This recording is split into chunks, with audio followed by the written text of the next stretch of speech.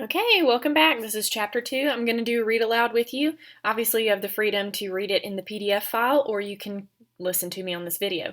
If you listen to me on this video, I may stop and explain a few things. Now, I'm probably going to stumble over this just like anyone else would reading aloud, so brace yourselves. Ready, set. First, I need some coffee. Always so good. You'd be proud of me. I'm not drinking it black. It has creamer in it. Anyway, here we go. Chapter 2, Full Table. So if you think back on how Chapter 1 ended, Corrie ten Boom, our narrator slash author, is remembering these things from the past as she falls asleep. And if you recall, when she was in the middle of describing how the bayou looked in the dining room area and the table, she said that she only laid out 3 plates, one for her, her father, and her sister Betsy. So this is a flashback to when the table was full. Here we go. It was 1898 and I was 6 years old. Betsy stood me in front of the wardrobe mirror and gave me a lecture. Just look at your shoes. You've missed every other button. And those old torn stockings, your very first day at school. See how nice Nolly looks. Nolly and I shared this bedroom at the top of the bayou. I looked at my 8-year-old sister. Sure enough, her high-button shoes were neatly fastened. Reluctantly, I pulled mine off while Betsy rummaged in the wardrobe. At 13, Betsy seemed almost an adult to me. Of course, Betsy had always seemed older because she couldn't run and roughhouse the way other children did. Betsy had been born with pernicious anemia. And so, while the rest of us played tag or bowled hoop or had skate races down frozen canals in the winter, Betsy sat and did dull grown-up things like embroidery. But Nolly played as hard as anyone and wasn't much older than I, and it didn't seem fair that she should always do everything right. Betsy, she was saying earnestly, I'm not going to wear that great ugly hat to school just because Tante Jan's paid for it. Last year, it was that ugly gray one, and this year's is even worse. Betsy looked at her sympathetically. Well, but you can't go to school without a hat, and you know we can't afford another one. We don't have to. With an anxious glance at the door, Nolly dropped to her knees, reached beneath the single bed, which was all our tiny room would hold, and drew out a little round hat box. Inside nestled the smallest hat I had ever seen. It was of fur, with a blue satin ribbon for under the chin. Oh, the darling thing! Betsy lifted it reverently from the box and held it up to the patch of light that struggled into the room over the surrounding rooftops. Where did you ever... Mrs. Van Diver gave it to me. The Van Divers owned the millinery shop 2 doors down. She saw me looking at it, and later she brought it here after Tante Jan's picked out that. Nolly pointed to the top of the wardrobe. A deep-rimmed brown bonnet with a cluster of lavender velvet roses proclaimed in every line the personage who had picked it out. Tante Jan's. Mama's older sister had moved in with us when her husband died to spend, as she put it, what few days remained to me, though she was still only in her early 40s. Her coming had greatly complicated life in the old house. Already crowded by the earlier arrivals of Mama's other 2 sisters, Tante Bep and Tante Anna, since along with Tante Jan's had come quantities of furniture, all of it too large for the little rooms at the bayou. For her own use, Tante Jan's took the 2 second-story rooms of the front house, directly over the watch shop and workroom. In the first room, she wrote the flaming Christian tracts for which she was known all over Holland, and in the second received the well-to-do ladies who supported this work. Tante Jan's believed that our welfare in the hereafter depended on how much we could accomplish here on earth. For sleep, she partitioned off a cubicle from her writing room just large enough to hold a bed. Death, she often said, was waiting to snatch her from her work, and so she kept her hours of repose as brief and businesslike as possible. I could not remember life in the bayou before Tante Jan's arrival, nor whose these 2 rooms had been before. Above them was a narrow attic beneath the steep, sloping roof of the first house. For as long as I could recall, this place had been divided into 4 truly miniature rooms. The first one, looking out over the Barteljorenstraat, remember, that's the fancy word for like the street or town square. It's probably more like a street, truthfully. And the only one with a real window was Tante Bep's. Behind it, strung like railroad compartments off a narrow aisle, were Tante Anna's, Betsy's, and our brother Willem's. 5 steps up from these rooms, in the second house behind, was Nolly's and my small room. Beneath our Mama and Father's room, and beneath theirs the dining room with the kitchen tacked like an afterthought to the side of it. If Tante Jan's share in this crowded house was remarkably large, it never seemed so to any of us living there. The world just naturally made place for Tante Jan's. All day long, the horse-drawn trolley clopped and clanged past our house to stop at the Grote Markt, the central town square half a block away. Ah, so there we are. The Barriostraat's just a street. The Grote Markt is more the town square. My apologies. At least that was where it stopped for other people. When Tante Jan's wished to go somewhere, she stationed herself on the sidewalk directly in front of the watch shop door, and as the horses thundered close, held up a single gloved finger. It looked to me more possible to stop the sun in the sky than to halt the charge of that trolley before its appointed place. But it stopped for Tante Jan's, brakes squealing, horses nearly falling over one another, and the driver tipped his hat as she swept aboard. And this was the commanding eye past which Nolly had to get the little fur hat. Tante Jan's had bought most of the clothing for us three girls since coming to live with us, but her gifts had a price.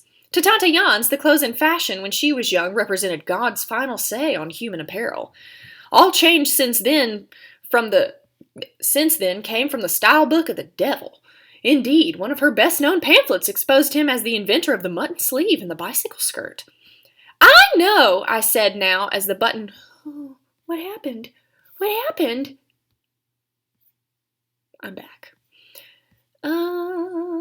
Indeed, one of her best-known pamphlets exposed him, the devil, as the inventor of the mutton sleeve and the bicycle skirt.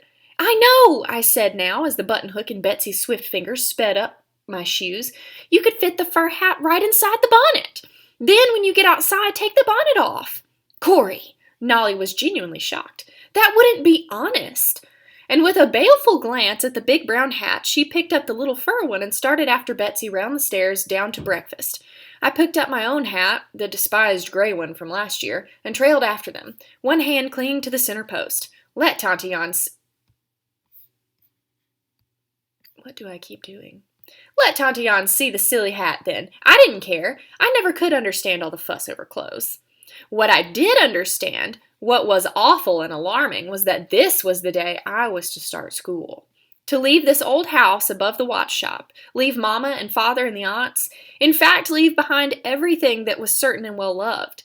I gripped the post so tight that my palms squeaked as I circled round.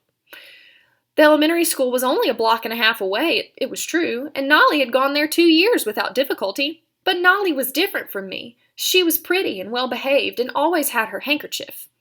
That's not something we understand, but that would have been important back then. And then, as I rounded the final curve, the solution came to me, so clear and simple that I laughed out loud. I just wouldn't go to school. I'd stay here and help Tante Anna with the cooking, and Mama would teach me to read, and I'd never go... Well, you know what? I don't even need to be on the screen. It's fine. And I'd never go into that strange, ugly building at all. Relief and comfort flooded me, and I took the last 3 steps in a bound. Shh! Betsy and Nolly were waiting for me outside the dining room door. For heaven's sake, Corey, don't do anything to get Tante Jan started wrong, Betsy said. I'm sure, she added doubtfully, that Father and Mama and Tante Anna will like Nolly's hat. Tante Bep won't, I said. She never likes anything, Nolly said, so she doesn't count. Tante Bep, with her perpetual disapproving scowl, was the oldest of the aunts and the one we children liked least. For 30 years she had worked as a governess in the wealthy families, and she continued comparing our behavior with that of the young ladies and gentlemen she was used to. Betsy pointed to the Frisian clock on the stair wall, and with a finger on her lips silently opened the dining room door. It was 8:12. Breakfast had already begun. 2 minutes late, cried... 2 minutes late, cried Willem triumphantly. The Waller children were never late, said Tante Bep. But they're here, said Father, and the room is brighter. The 3 of us hardly heard. Tante Jan's chair was empty. Is Tante Jan staying in bed today? Asked Betsy hopefully as we hung our hats on their pegs. She's making herself a tonic in the kitchen, said Mama. She leaned forward to pour our coffee and lowered her voice. We must all be especially considerate of dear Jan's today. This is the day her husband's sister died some years ago. Or was it his cousin? I thought it was his aunt. Aunt, said Tante Bep. It was a cousin, and it was a mercy, said Tante Bep. At any rate, Mama hurried on, you know how these anniversaries upset dear Jan's, so we must all try to make it up to her. Betsy cut 3 slices from the round loaf of bread while I looked around the table trying to decide which adult would be most enthusiastic about my decision to stay home. Father, I knew, put an almost religious importance on education. He himself had had to stop school early to go to work in the watch shop, and though he had gone on to teach himself history, theology, and literature in 5 languages, he always regretted the missed schooling. He would want me to go, and whatever Father wanted, Mama wanted too. Tante then? She'd often told me she couldn't manage without me to run errands up and down the steep stairs. Since Mama was not strong, Tante did most of the heavy housework for our family of 9. She was the youngest of the 4 sisters, with a spirit as generous as Mama's own. There was a myth in our family, firmly believed by all, that Tante received wages for this work, and indeed every Saturday Father faithfully paid her 1 guilder. But by Wednesday, when the greengrocer came, he often had to ask for it back, and she always had it unspent and waiting. Yes, she would be my ally in this business. Tante I began, I've been thinking about you working so hard all day when I'm at school, and a deep, dramatic intake of breath made us all look up. Tante Jans was standing in the kitchen doorway, a tumbler of thick brown liquid in her hand. When she had filled her chest with air, she closed her eyes, lifted the glass to her lips, and drained it down. Then with a sigh she let out the breath, set the glass on the sideboard, and sat down. And yet, she said, as though we'd been discussing the subject, what do doctors know?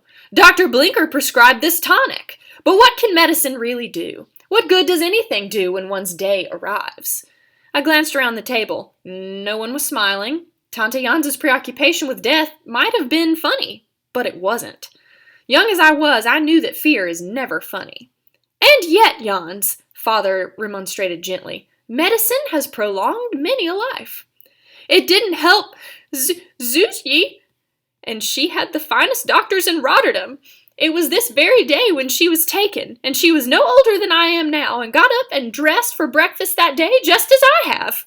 She was launching into a minute-by-minute account of Zuzi, I don't even know, final day when her eyes lit on the peg from which dangled Nolly's new hat. A fur muff! She demanded, each word bristling with suspicion. At this time of year? It isn't a muff, Tante Jans, said Nolly in a small voice. And is it possible to learn what it is? It's a hat, Tante Jans, Betsy answered for her. A surprise from Mrs. Van Diver. Wasn't it nice of— Oh, no. Nolly's hat has a brim, as a well-brought-up girl should. I know. I bought and paid for it myself. There were flames in Tante Jans's eyes, tears in Nolly's, when Mama came to the rescue. I'm not at all sure this cheese is fresh. She sniffed at the big pot of yellow cheese in the center of the table and pushed it across to Father. What do you think, Casper? Father, who was incapable of practicing deceit or even recognizing it, took a long and earnest sniff. I'm sure it's perfectly fine, my dear, fresh as the day it came. Mr. Stiervik's cheese is always a busy watch shop workroom in 1913. Catching Mama's look, he stared from her to Jans in confusion. Jans, what do you think? Tante Jans seized the pot and glared into it with righteous zeal. If there was one subject which engaged her energies even more completely than modern clothing, it was spoiled food. At last, almost reluctantly, it seemed to me, she approved of the cheese. But the hat was forgotten. She had plunged into the sad story of an acquaintance, my very age, who had died after eating a questionable fish when the shop people arrived and Father took down the heavy Bible from its shelf. There were only 2 employees in the watch shop in 1898. Pause real quick. I don't know what this is about. I think this is a mistake. Like a typo that shouldn't be in there. Anyway, back to 1898. There were only 2 employees in the watch shop in 1898, the clockman and Father's young apprentice errand boy. When Mama had poured their coffee, Father put on his rimless spectacles and began to read, Thy word is a lamp unto my feet and a light unto my path. Thou art my hiding place and my shield. I hope in thy word. What kind of hiding place? I wondered idly as I watched Father's brown beard rise and fall with the words. What was there to hide from? Pause! Where have we seen these words before? Well, you may not have literally seen them, but this is relating back to our title, if any of y'all noticed. So here we're getting clues about why the author might title the book The Hiding Place. We need to be paying attention, all right? And also, our clue, since it comes from a very well-known source, from the Bible counts as an allusion, Allusion, a reference to a famous person, place, whatever, okay? It's a reference to something famous. So, our title is an allusion to the Bible, or at least a part of the Bible. And we should wonder what that's pointing out to us. Because remember, theme depends on author, not us. All right, so back to it. What kind of hiding place? I wondered idly as I watched Father's brown beard rise and fall with the words. What was there to hide from? It was a long, long psalm. Beside me, Nolly began to squirm. When at last Father closed the big volume, she, Willem, and Betsy were on their feet in an instant and snatching up their hats. Next minute, they had raced down the last 5 stairs and out the alley door. More slowly, the 2 shop workers got up and followed them down the stairs to the shop's rear entrance. Only then did the 5 adults notice me still seated at the table. "Corey," cried Mama, "have you forgotten you're a big girl now? Today you go to school too. Hurry, or you must cross the street alone." "I'm not going." There was a short, startled silence, broken by everybody at once. "When I was a girl," Tante Jans began. "Mrs. Waller's children," from Tante Bep, but Father's deep voice drowned them out. "Of course she's not going alone. Nolly was excited today and forgot to wait, that's all. Corey's going with me." And with that, he took my hat from its peg, wrapped my hand in his, and led me from the room. My hand in Father's. That meant the windmill on the Sparn, or swans on the canal. But this time, he was taking me where I didn't want to go. There was a railing along the bottom 5 steps. I grabbed it with my free hand and held on. Skilled watchmaker's fingers closed over mine and gently unwound them.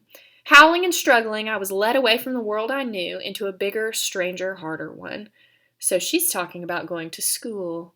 And then we get our scene change. And we learn more. So this is a different flashback. Okay? Still in chapter 2. Back when the table was full, but a different flashback. Mondays, Father took the train to Amsterdam to get the time from the Naval Observatory. Now that I had started school, it was only in the summer that I could go with him. I would race downstairs to the shop, scrubbed, buttoned, and pronounced passable by Betsy. Father would be giving last-minute instructions to the apprentice. "Mrs. Stahl will be in this morning to pick up her watch. This clock goes to the baker's in Good luck with that one. And then we would be off to the station, hand in hand. I lengthened my strides, and he shortening his to keep in step. The train trip to Amsterdam took only half an hour, but it was a wonderful ride. First, the close-wedged buildings of the old Haarlem gave way to separate houses with little plots of land around them. The spaces between houses grew wider, and then we were in the country, the flat Dutch farmland stretching to the horizon. Ruler-straight canals sweeping past the windows. At last, Amsterdam, even bigger than Haarlem, with its bewilderment of strange streets and canals.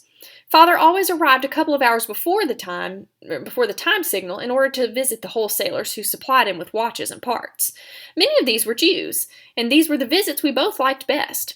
After the briefest possible discussion of business, Father would draw a small Bible from his traveling case. The wholesaler, whose beard would be even longer and fuller than Father's, would snatch a book or a scroll out of a drawer, clap a prayer cap onto his head, and the 2 of them would be off, arguing, comparing, interrupting, contradicting, reveling in each other's company. Reveling means enjoying each other's company. And then, just when I had decided that this time I had really been forgotten, the wholesaler would look up, catch a sight of me as though for the first time, and strike his forehead with the heel of his hand. A guest in my gates, and I have offered her no refreshment. And springing up, he would rummage under his shelves and into cupboards, and before long I would be holding on my lap a plate of the most delicious treats in the world. Honey cakes and date cakes, and a kind of confection of nuts, fruits, and sugar. Desserts were rare in the Bay, sticky delights like these unknown. By 5 minutes before noon, we were always back at the train station, standing at a point on the platform from which we had a good view of the tower of the Naval Observatory. On the top of the tower, where it could be seen by all the ships in the harbor, was a tall shaft with 2 movable arms.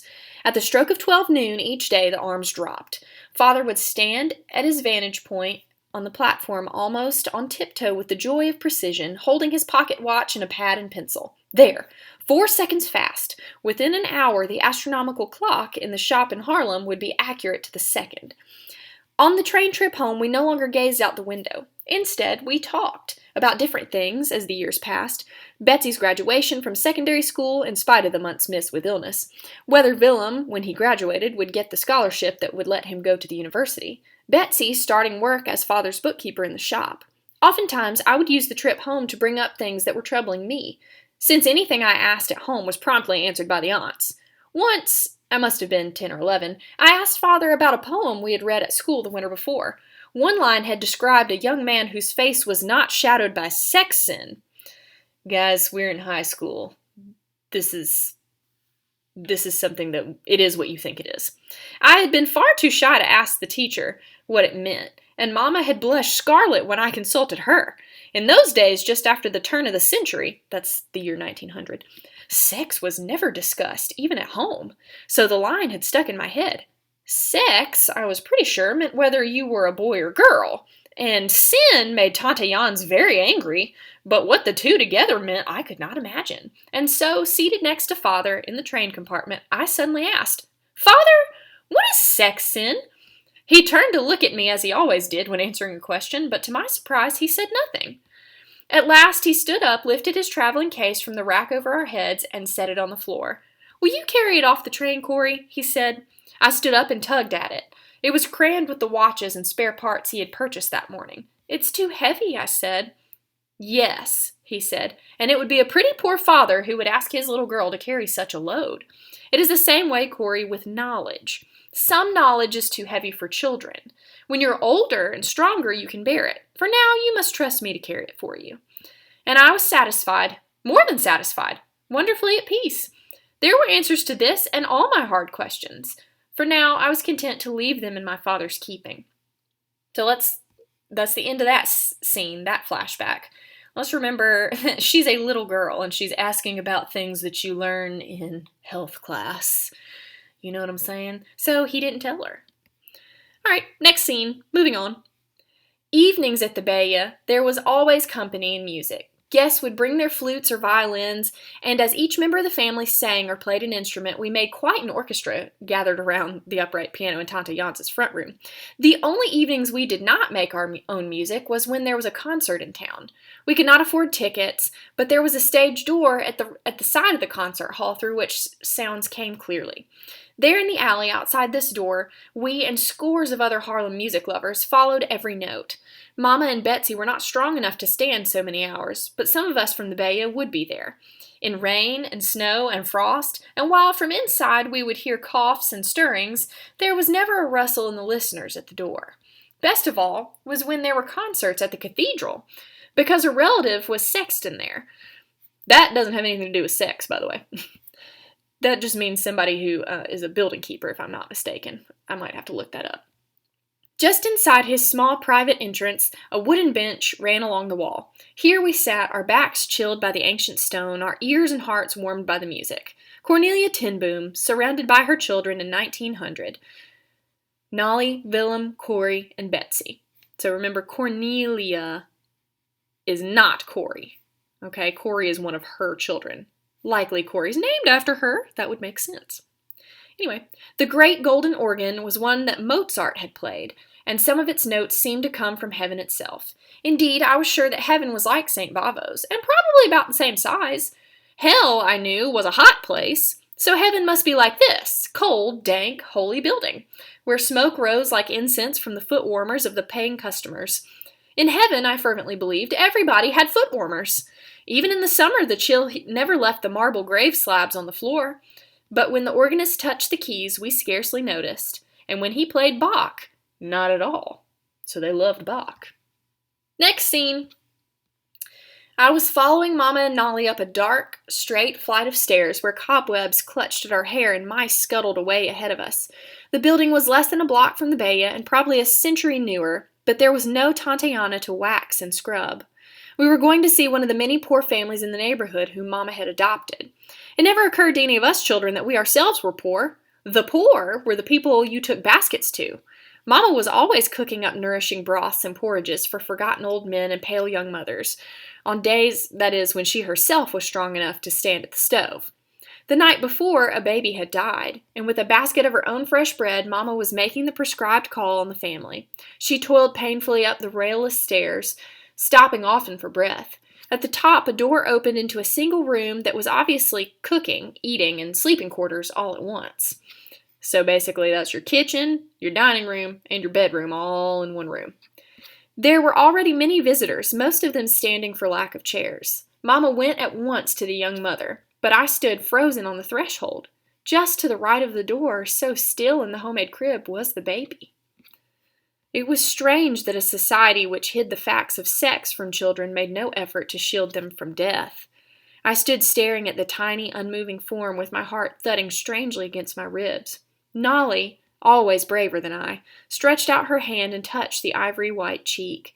I longed to do it too, but hung back, afraid. For a while, curiosity and terror struggled in me.